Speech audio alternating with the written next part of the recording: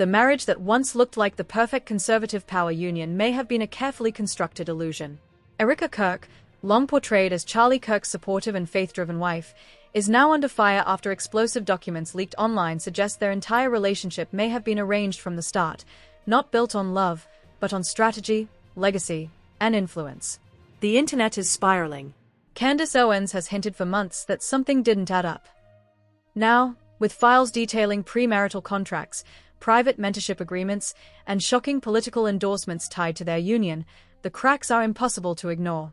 Did Erika love Charlie, or was she placed beside him for reasons far bigger than marriage? As more insiders speak out and documents surface, one question remains: was Charlie Kirk's entire personal life orchestrated for political control? The truth may dismantle everything we thought we knew.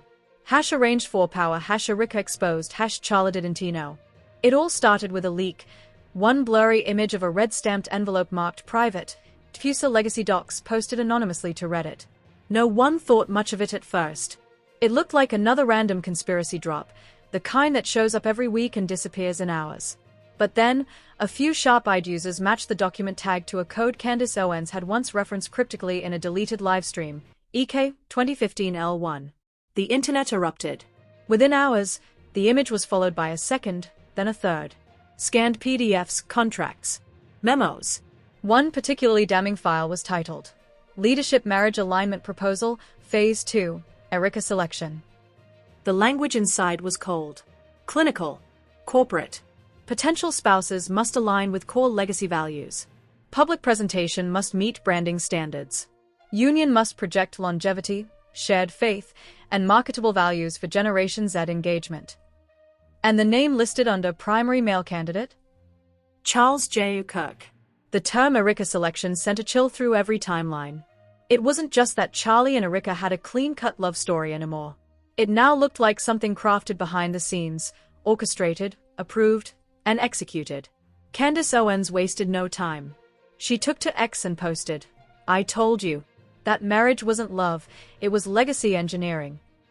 She followed it with a clip of Charlie's old speech from 2017, where he said, "God chose Erika for me before I even knew what I needed." Now, fans were wondering, was it really God, or a boardroom? As users combed through the files, more disturbing language surfaced. One clause read, Erika France, Kirk, is to be onboard into TPUSA Legacy Circle. She will undergo media grooming, image alignment, and behavioral mentorship prior to the formal publicization of engagement. Contract length, 7 years. Renewal subject to strategic outcome. Strategic outcome? That's not marriage language. That's partnership execution. One user tweeted, "This sounds less like a proposal and more like onboarding a CEO for a joint merger." #arranged for power began trending globally. Thousands of former fans, mostly young conservatives who once idealized Erika as a graceful, principled Christian woman, were blindsided. They had followed her devotionals, her stage appearances, her podcasts. They had reposted her smiling wedding pictures as symbols of God's timing. But now, they were wondering if those vows were just another performance. Meanwhile, Erika's silence made things worse. Her official Instagram had gone inactive days before the leak. Her team posted no denials, no clarifications, just silence, and in the information vacuum, the truth began writing itself.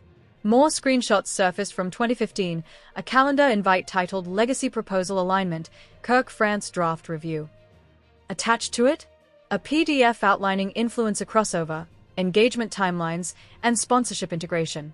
One slide read, "By aligning Erika into Charlie's narrative arc, we position her as the soft touch to his hardline. She soothes the brand, humanizes the message, and captures female demographics." The phrase "she soothes the brand" became a meme. One viral post mocked up a fake ad. Erika Kirk, not a wife. A rebrand.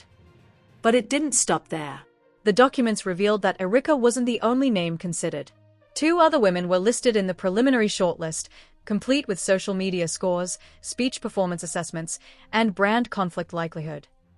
Candace posted again, saying, "Imagine being in a marriage knowing you were one of 3 finalists. This wasn't love, it was casting." Public reaction was brutal. Conservative influencers who had once stood on stages with Erika started quietly pulling down old interviews. Clips resurfaced of Erika talking about being chosen by Charlie after God confirmed it in prayer. Viewers dissected her tone, her body language.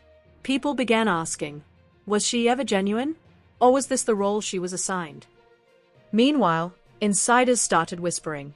A former TPUSA staffer came forward anonymously in a podcast, claiming, "We knew something was off from the start. their chemistry wasn't natural. It was always rehearsed. The way they held hands only when cameras were rolling. The way she deferred to him in interviews, then gave staff directions in private. She wasn't just his wife, she was running PR in heels."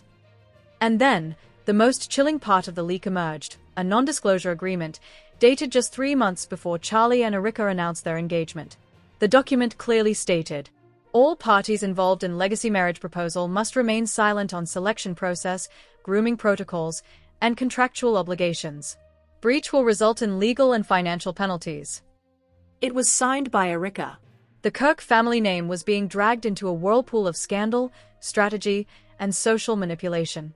And with every document released, Charlie's once sacred love story looked less like divine destiny and more like a business arrangement built for political gain. Charlie didn't know, Erika was placed, marriage or merger, groomed for power, legacy wife. People began asking an even darker question. Did Charlie even know? Because if Erika signed the NDA, and if the TPUSA board engineered the relationship, and if Candace Owens is right, then maybe the real tragedy isn't just Erika's deception. Maybe it's that Charlie Kirk was manipulated, too. Maybe the legacy he thought he built wasn't entirely his. Maybe the marriage he believed was born of faith was, in fact, assigned to him. And if that's true, then Erika's silence now isn't just incriminating. It's devastating. The files were only the beginning. Once the initial documents surfaced and the public started connecting the dots, people wanted answers, not speculation, not silence. But Erika Kirk still hadn't said a word. And that silence? It spoke volumes. Because while she hid, Candace Owens did the exact opposite. She went live. The thumbnail of her broadcast was bold. I tried to stay quiet. But she played everyone. No intro music. No filters. Just Candace, sitting in front of a laptop, staring dead into the camera with the same energy she had when she exposed BLM's financial corruption. And this time, her target wasn't an organization. It was Erika Kirk. She started with a slow burn. I never wanted to be the one to say this. I held back out of respect, out of love for Charlie. But these documents? They are real. And they match everything I was warned about years ago. Erika didn't marry into influence, she was placed into it. Then came the fire. Candace pulled up emails from a former TPUSA staffer, time-stamped months before Charlie and Erika's engagement. The subject line, Erika Proposal Initiative, Confidential Alignment Memo. The body read, following committee review, Erika France is the most viable candidate.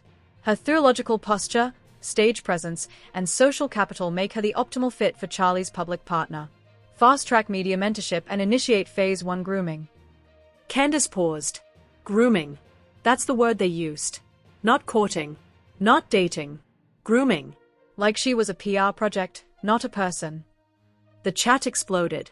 Comments flooded in. This is disgusting. She was the chosen face. Charlie was used. Then Candace dropped the real bomb. I spoke to someone who was there, who saw it happen. She introduced a blurred-out voice on the stream, identity protected. A former communications coordinator for TPUSA. We were told to prepare Charlie for an image rebrand. They said his message was strong, but his image lacked warmth. Too confrontational. Too intense. He needed a wife, but not just any wife. Someone elegant. Controlled. Safe. That's when Erika was introduced to him, formally. It wasn't a date. It was an onboarding dinner. That phrase made headlines. Onboarding dinner. People began referring to their marriage not as a relationship but as a project launch. #marriage campaign, #Erika was assigned, #Charlie didn't choose, #brand not bride. Clips of Erika from early 2016 began resurfacing. Interviews, panels, podcasts where she told stories of divine timing and God writing her love story. But now, every word felt scripted. Rehearsed. Strategic. One comment on a reposted video read, she wasn't telling her story. She was reading from the brand manual. Candace kept going. She shared a PowerPoint deck leaked from the TPUSA Legacy Circle archive, never meant for the public. Slide after slide outlined a vision for positioning the Kirk couple as the gold standard for modern conservative marriage. Every detail, from wardrobe styling to media coaching, to joint interviews was meticulously planned. One slide, in bold red font, read, "Marital optics must exude purity, unity, and unwavering alignment on policy and personal values. Any private divergence must be hidden from public platforms. Spousal disagreements are to be reframed as spiritual growth moments." Candace leaned forward. "Y'all, this is what cults do." Then came the turning point. Candace pulled out a journal entry, verified by 2 former assistants, from Charlie's personal writing, dated 6 months into his marriage. "She's everything I was told I needed. But some days, I wonder if she even sees me, not the stage version of me, not the spokesman, not the culture warrior. Just me. Sometimes I think she's more committed to the brand than the man." The chat went still. A sobering moment. The audience could feel it. Charlie had doubts. Quiet ones. Private ones. But he never said them out loud. And now, it was too late. Erika was gone. Charlie was gone. And the only thing left was the silence that lived between them. People started digging deeper. A whistleblower from the Christian university Erika attended leaked an internal email chain between faculty mentors and Erika's early church network. The emails suggested that Erika had been guided into political marriage ministry from the beginning. One line stood out. "She understands her assignment. This union will elevate both ministries and plant her firmly in national influence." And then the kicker. Keep her focused on the mission, not emotion. The phrase "not emotion" became the new dagger. As more of Erika's old speeches resurfaced, viewers began noticing a pattern. Her focus was always on performance, never vulnerability. She spoke of roles, responsibilities, expectations, discipline, but almost never of love. A viral TikTok stitched together a dozen clips with the caption, "Was Erika ever in love? Or was she just in character?" By the end of Candace's live stream, nearly 9 million people had watched live. She closed with a simple message. This wasn't just a marriage. It was a message wrapped in a lie. And now, the mask is falling. The internet agreed. Erika still hadn't responded. Not a statement. Not a denial. Just silence. Meanwhile, Charlie's close friends began breaking rank. One appeared on a podcast and said, "We all knew it felt off." Charlie used to talk about his future kids with excitement. After he married Erika, it was like he couldn't speak freely anymore. Every sentence was filtered. Another former speechwriter said, "Charlie had conviction. Erika had control." By now, the public no longer saw Erika as a grieving widow. They saw her as the handler of a movement. #legacy wife, #scripted marriage, #power not partnership, #Erika Kirk exposed, #arranged union. And still, she remained quiet. But the documents kept leaking. The allies kept speaking. The people kept listening. And now? The truth was no longer whispered behind closed doors. It was being shouted across the entire internet. By now, Erika Kirk's name wasn't just trending, it was synonymous with betrayal. What started as quiet speculation had grown into a full-blown scandal, and the pressure wasn't just coming from the public. It was boiling behind closed doors too. TPUSA insiders were reportedly panicking. Whistleblowers had opened the floodgates. And Erika's silence? It was being interpreted as guilt. Then came a chilling new leak, a donor strategy memo from 2016, stamped confidential, legacy strategy, detailing how the Kirk marriage was being leveraged to secure multimillion-dollar funding from high-profile religious donors. The file included bullet points like, position Erika as the wholesome, Proverbs 31 wife to counter Charlie's polarizing edge. Joint appearances will emotionally reinforce God-ordained messaging for legacy giving. Include marriage as cornerstone in gala scripting. Frame as divine partnership. Avoid reference to matchmaking origins. This wasn't just an image strategy, it was a funding mechanism. And Erika? She was at the center of it. That's when people started asking a more damning question.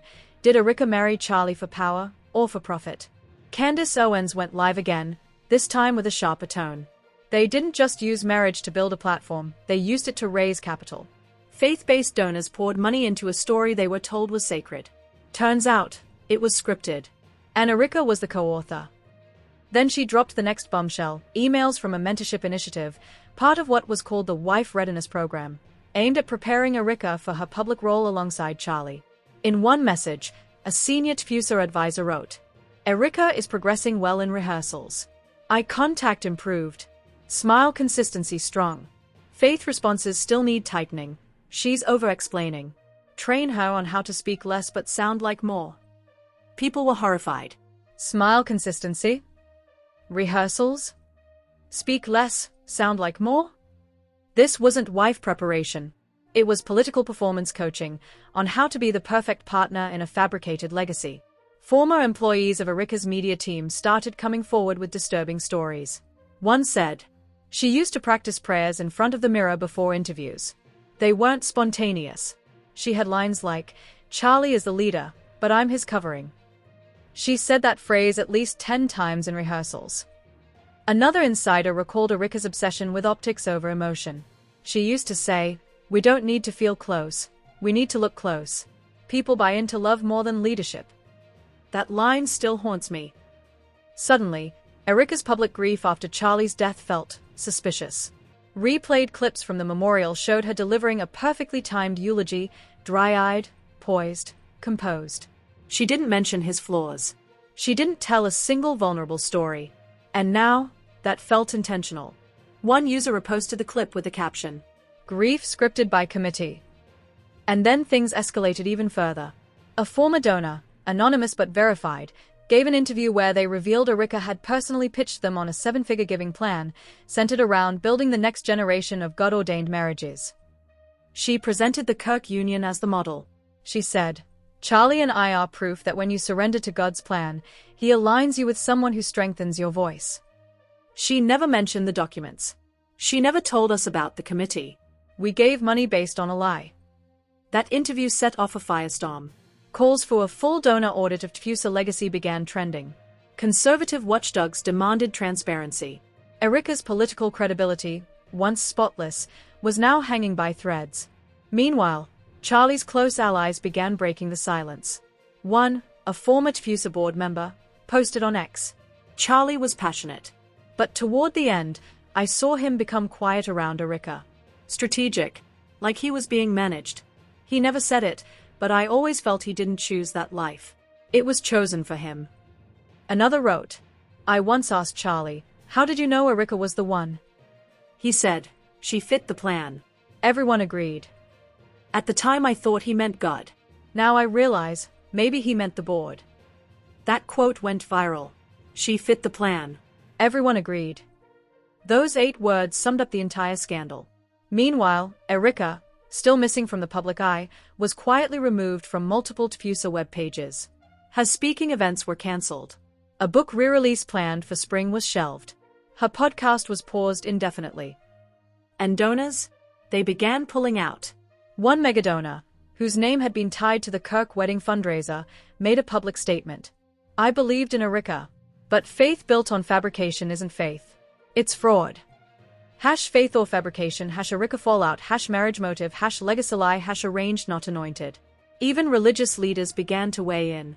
A popular pastor reposted a quote from one of Erika's interviews with the caption, "We must be careful not to confuse platform building with kingdom building."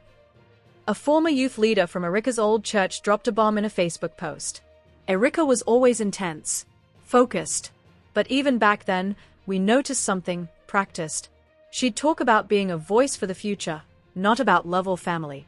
She used to say, "Real power starts with appearing perfect." Candace Owens reacted with another live stream. This woman didn't just deceive a man. She deceived a movement.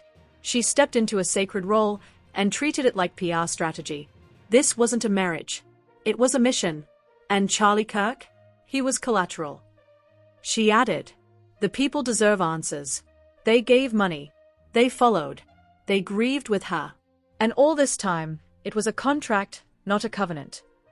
By the end of the week, over 20 million posts were circulating under Erika's name. Petition sites were flooded with signatures demanding TPUSA remove all branded marriage content featuring Erika. Fans asked Charlie's family to reclaim his legacy and distance it from the false narrative. And Erika? Still, no statement. But one final leak broke everything wide open. A handwritten note, allegedly from Charlie's private journal. It read, "I sometimes wonder what would have happened if I'd chosen for myself. If I had listened to my heart instead of their plan. Maybe I'd feel less alone." It was signed, CJK. The date? 1 year before he passed. By the time Charlie's journal note leaked, I sometimes wonder what would have happened if I'd chosen for myself. The internet had already made its judgment. But for many, that quote was the turning point. Until then, some believed Erika's silence was caution, self-protection, maybe even grief. But after reading Charlie's own handwritten doubt, the world saw something much darker. A man who may have spent the last years of his life trapped inside a narrative he didn't control. And what happened next confirmed everyone's worst fears. A second set of journal entries surfaced, released anonymously through a family friend who claimed Charlie had given them a sealed envelope just weeks before his passing, instructing them to open it only if the version of my story being told isn't mine anymore. Inside was 6 pages. The first 5 detailed frustrations with the direction of TPUSA legacy, the growing emphasis on branding over belief, on message strategy over mission. But the last page was all about Erika. I love her, or I've convinced myself I do. But it's never been easy. From the beginning, there were meetings. There were scripts. There were expectations. I felt like I was showing up to a marriage that had already been rehearsed without me. Sometimes I wonder, was she really sent to me? Or was she sent for me? Those final lines shattered everything. Commentators began referring to Erika as the placement, a cold nickname symbolizing a woman no longer seen as a partner, but a PR device. And Erika's continued silence was now interpreted not as dignity, but cowardice. Meanwhile, Charlie's parents, previously quiet, issued a short, heartbreaking statement. We always supported Charlie's choices. But now, reading his words, we wish we had asked more questions. They didn't name Erika, but they didn't have to. The implication was clear. As the internet turned, supporters turned, fans turned, donors turned. And inside TPUSA, a full internal audit had begun. Sources claimed Erika's marriage files, contracts, communications, internal media schedules were all now under review. Several board members pushed for Erika to be stripped of all rights associated with the TPUSA legacy program and Charlie's branding.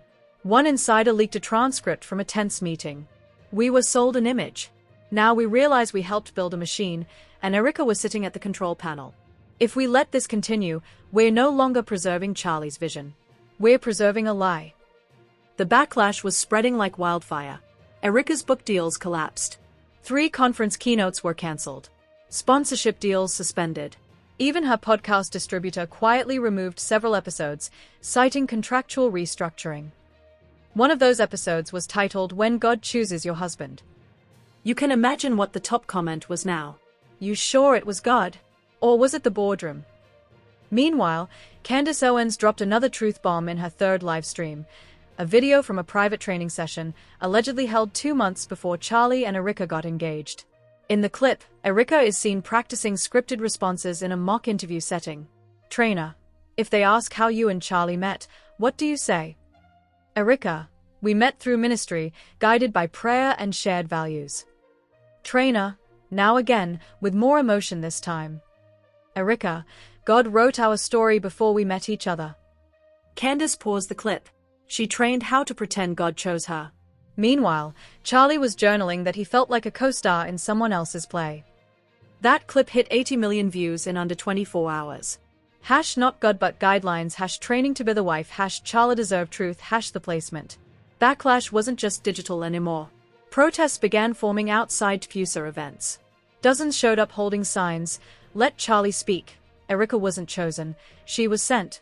And this wasn't marriage. It was marketing. Some fans who had once idolized Erika felt personally betrayed. One woman's video went viral as she sobbed into the camera. I read her devotionals. I trusted her words. I gave to her foundation because I believed in her story. Now I feel like I tithed to a lie. Donations to Erika's personal women's ministry plummeted by 93% in 1 week. Still, no statement. But behind the scenes, Erika's world was falling apart. Multiple former assistants reportedly quit. 2 security staff confirmed she'd gone into private rehab for severe emotional exhaustion and reputational trauma. The whispers claimed Erika wasn't preparing a statement. She was preparing an exit. Then a final, devastating clip emerged, a recording from Charlie's last closed-door staff session, just 2 weeks before his sudden passing. Charlie looked tired, worn, but brutally honest. We started this movement to shake the foundations. But somewhere along the way, I let the image get louder than the mission. I let people tell me who I was supposed to be, even who I was supposed to love. If anything ever happens to me, just promise me you'll protect the truth. Not the brand. The truth. The screen went black. And with that, the internet snapped. Every image of Charlie and Erika now felt like a lie. Every staged kiss.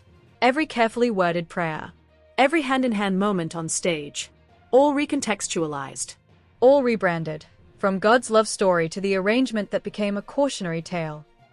Even Erika's most loyal fans stopped defending her. Influencer pages removed her quotes. Podcast networks deleted old episodes. Church groups cancelled her appearances. And for the first time, Erika Kirk was no longer just under fire. She was officially radioactive. The silence had gone from deafening to dangerous. Erika Kirk, once a celebrated symbol of faith-driven marriage, had vanished. Her accounts inactive, her events pulled, her staff disbanded. But the story wasn't slowing down. In fact, it was evolving into something far more brutal. A movement to erase Erika's name from Charlie's legacy entirely. The hashtags were growing louder. #remove Erika from TPUSA, #not his wife his handler, #Charlie deserved better. Petitions surged online demanding that Erika be stripped from every official TPUSA project, including the Legacy Foundation she co-founded just months after Charlie's death. One petition read, "If Erika Kirk's marriage was a contract, not a covenant, then she should not be profiting from the name of the man she deceived." Within days, over 1.3 million signatures poured in. But it wasn't just the internet turning on her now, it was people from her inner circle. A former mentor from her early ministry days posted a thread that quickly went viral. In it, she revealed Erika had once confided that her relationship with Charlie wasn't based on romance, but shared calling and opportunity. "She told me love could grow later. That what mattered more was building something visible. At the time, I believed her. Now I see that she wasn't building a marriage. She was building a mirror for public consumption." The next day, one of Erika's former best friends, who had attended the wedding, posted a video. No background music. No dramatic cuts. Just raw truth. "I've stayed quiet for years. But Erika told me before the engagement that God told the board before he told Charlie." I asked what she meant. She said, "They see things Charlie doesn't. They knew he needed me. He just didn't know it yet." The internet didn't just react. It exploded. People now believed Erika hijacked Charlie's life through a carefully executed web of power, positioning, and calculated silence. Every photo of her at Charlie's funeral now seemed cold. "How infamous, God gave him to me so I could carry on his mission," quote, played in a loop next to journal entries where Charlie wrote about feeling alone, unheard, unseen. Then came the final betrayal. TPUSA's internal review concluded, and the findings leaked before the organization could control the narrative. A 37-page report outlined disturbing evidence of manipulation, performance coaching, and strategic deception used by Erika and senior leadership to construct a marital marketing identity that boosted donor giving by over 300% within a 2-year span. But one line from the report stood out above the rest. Based on evidence collected, the marriage between Erika and Charlie Kirk cannot be considered independently formed by both parties in full authenticity. Strategic pressures and institutional grooming heavily influenced the outcome. That was the breaking point. TPUSA Legacy's board voted 6-1 to begin the removal of Erika's name from all joint projects and educational grants tied to Charlie's name. The sole dissenting vote? A longtime Erika supporter who reportedly resigned the next day. Candace Owens responded in a tweet that racked up 24 million views. She built a platform out of his name.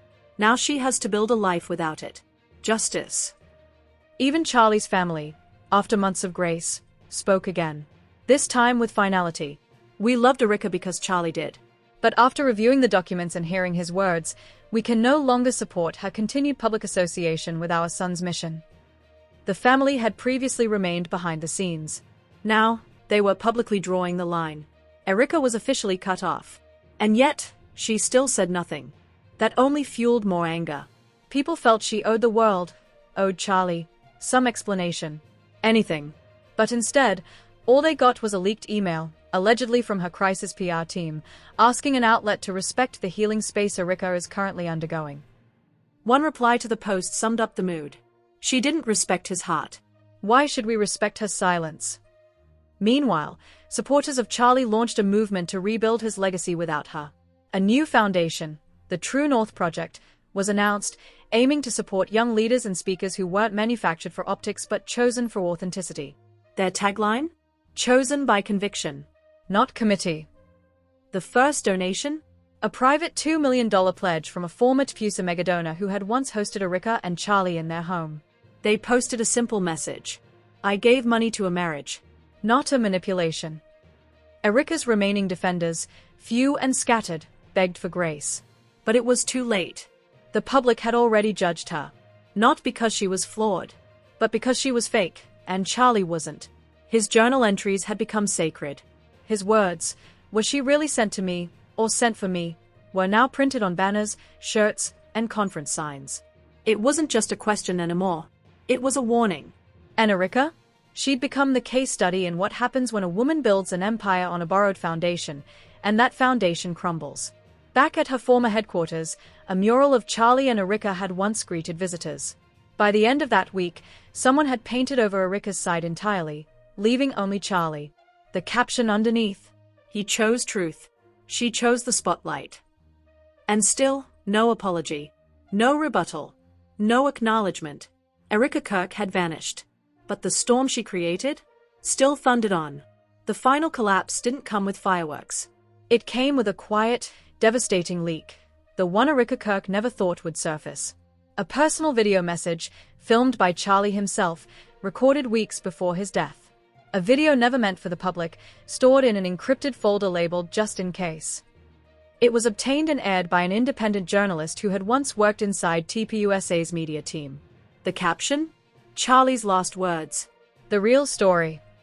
The video started with Charlie alone, no stage, no suit.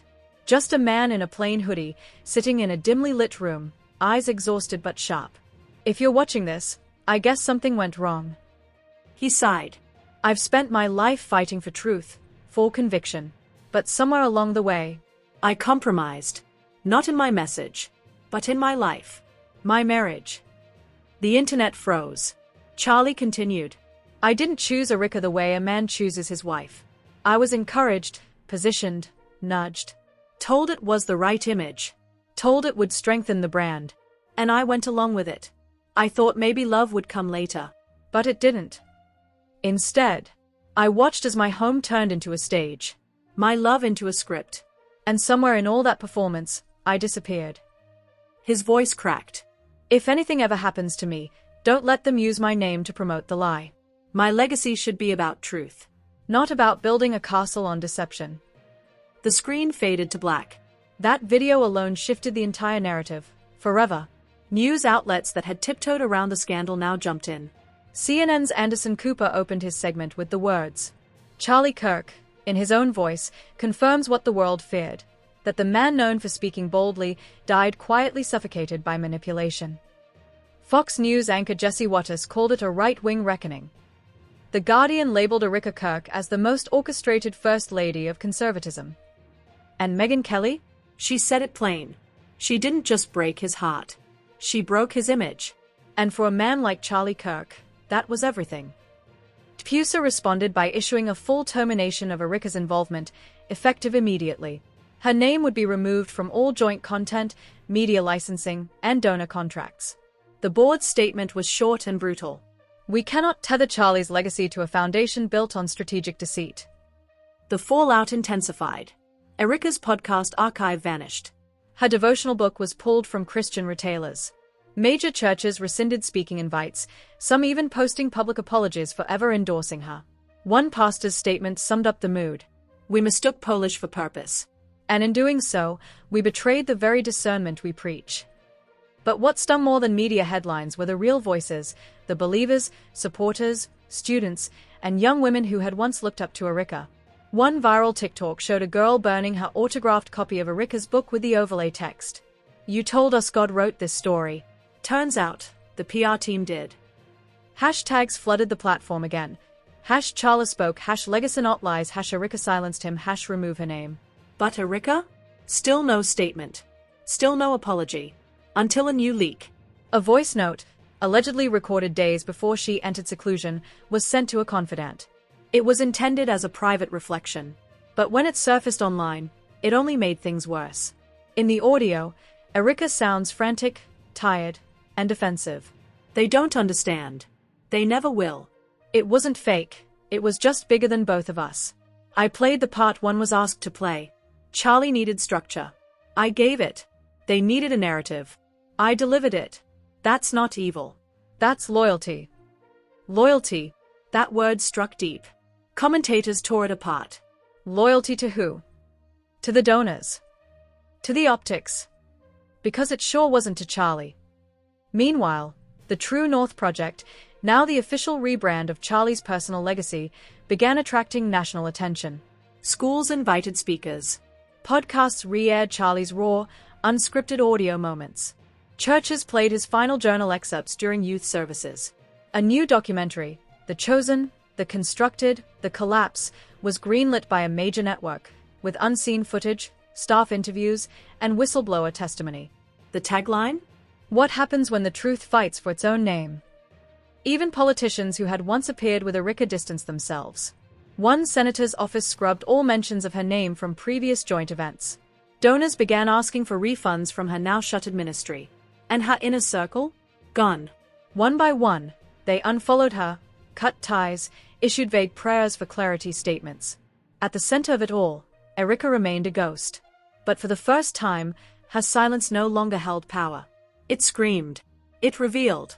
And it confirmed everything Charlie's final video had warned, that his legacy needed to be protected from those who thought they could brand truth without living it. Candace Owens, who had led the charge from the beginning, posted her final take with simple grace. He died with questions. We gave him answers. Charlie, we heard you. That tweet alone got over 11 million likes. As of now, Erika Kirk remains in hiding. Her assets frozen due to a pending civil case filed by TPUSA over misuse of donor funds. Her team? Disbanded. Her future? Uncertain. But Charlie's voice? Louder than ever. His words are now framed on the front wall of the True North Project's new HQ. If you have to sacrifice your truth to keep the peace, then you're already at war. And the world is listening. Truth doesn't die with a person, it echoes through every lie that tried to silence it. Charlie Kirk's voice, once filtered through carefully crafted narratives, now roars louder than ever. His own words, his journal entries, his final video, they tore the mask off a legacy built on manipulation. Erika Kirk didn't just lose public trust, she lost the story she tried to control. And now, the world sees the truth. It was never a marriage.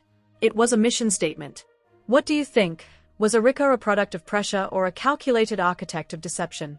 Drop your thoughts in the comments. Hit that like button if you stand for truth over branding. Share this video to keep Charlie's real legacy alive. And don't forget to subscribe, because stories like these aren't over. They are just beginning. #Justice for Charlie, #Erika exposed, #True North Rising, #Say His Truth.